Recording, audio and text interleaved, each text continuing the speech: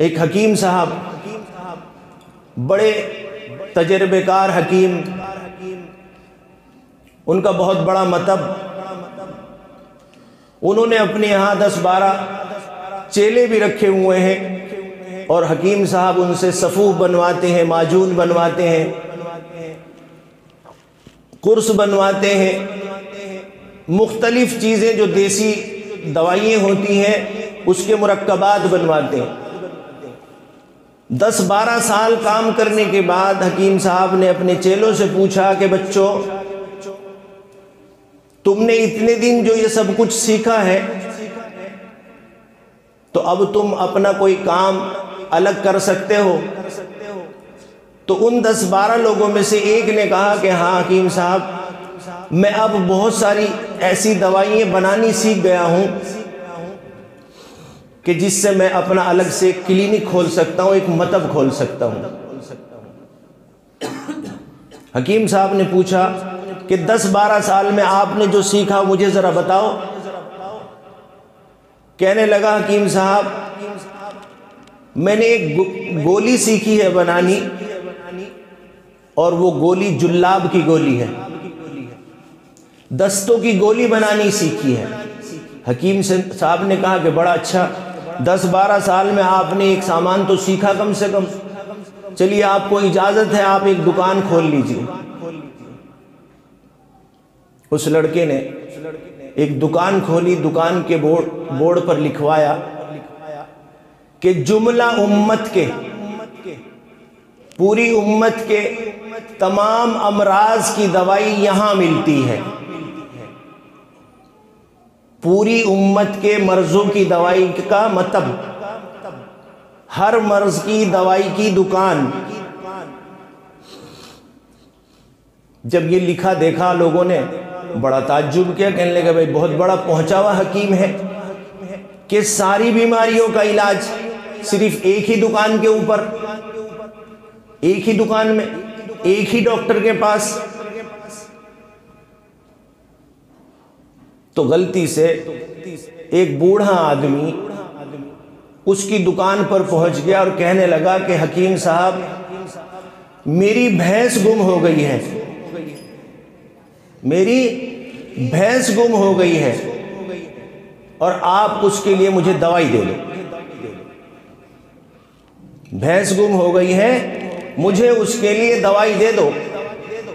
अब हकीम साहब कहने लगे भाई मैं तो दूसरी तरीके का इलाज करता हूं, खोए हुए को बुलाने का इलाज तो मेरे पास नहीं है। बड़े मियाँ कहने लगे कि देखिए आपने लिखा है कि तमाम मर्जों के इलाज की दुकान, तो मेरा मर्ज ये है कि मेरी भैंस गुम हो गई और मैं परेशान हूं।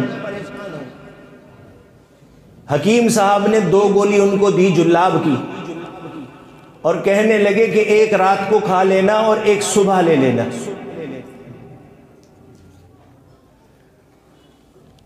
या अय्युहल्लज़ीना आमनू ला तत्तबिऊ खुतवातिश शैतान, एक गोली रात को खा लेना और एक गोली सुबह को ले लेना। बड़े मियाँ ने एक गोली रात को खाई तो अब उनको घर में तो रुकना नहीं था, पहले पेट साफ करने के लिए, हाजत करने के लिए, ये टॉयलेट जो आजकल बने हुए ना गोल गोल से गड्ढे, हमारे तुम्हारे घरों में ये नहीं हुआ करते थे, बल्कि खेतों में जाना पड़ता था, घर से दूर जाना पड़ता था। तो रात को जुल्लाब की गोली खाई तो पूरी रात कहाँ रहे? सफ़र में, कभी घर कभी खेत में, कभी घर कभी खेत में। सुबह हुई फिर दूसरी गोली भी खानी थी। अब सुबह को फिर वो गोली एक और खा चुके और खाने के बाद फिर वही गश्त शुरू हो गया। जैसे पुलिस वाले गश्त लगाते हैं रात और दिन, तो पुलिस वाले गश्त लगाते हैं तो चोर रात को भी पकड़े जाते हैं। तो इत्तिफाक की बात है कि जब वो रात से लेकर और दोपहर तक चक्कर लगाते रहे तो देखा क्या कि भैंस जा रही है जंगल में और एक चोर लेकर जा रहा है। अब ये साहब बड़े मियाँ भागे उसके पीछे, कहने लगे भाई ये तो भैंस मेरी है।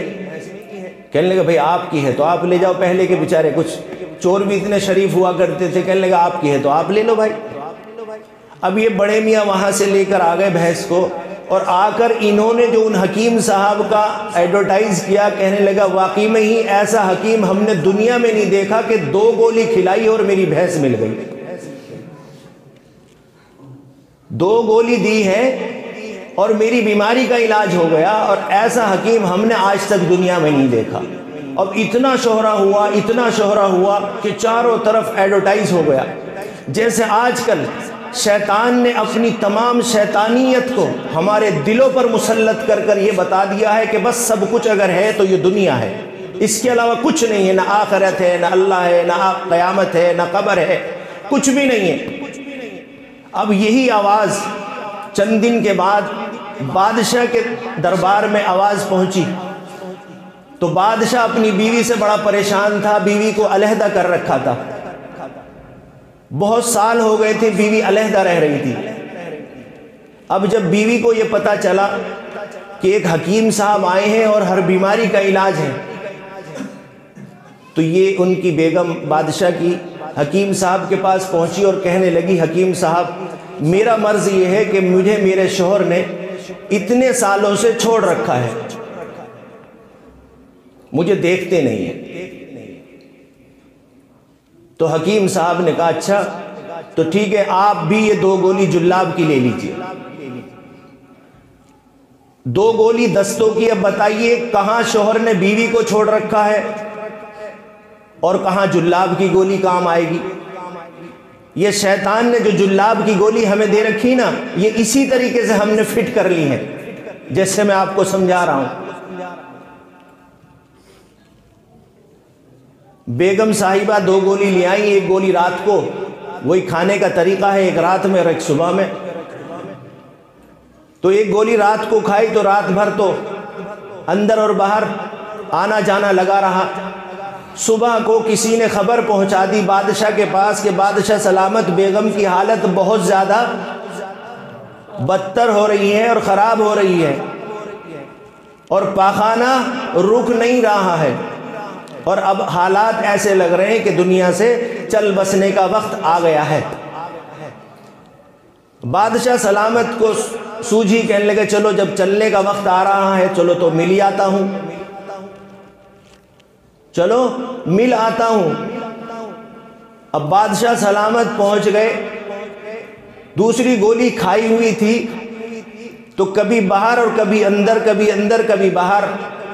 अब बादशाह सलामत को जैसे ही देखा, बेगम साहिबा बोली वाकई में ऐसा हकीम हमने नहीं देखा कि 2 गोली में इतने सालों का खाविंद मिलवा दिया।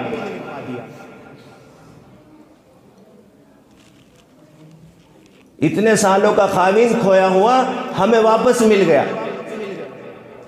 तो ये तुक की बात तो नहीं।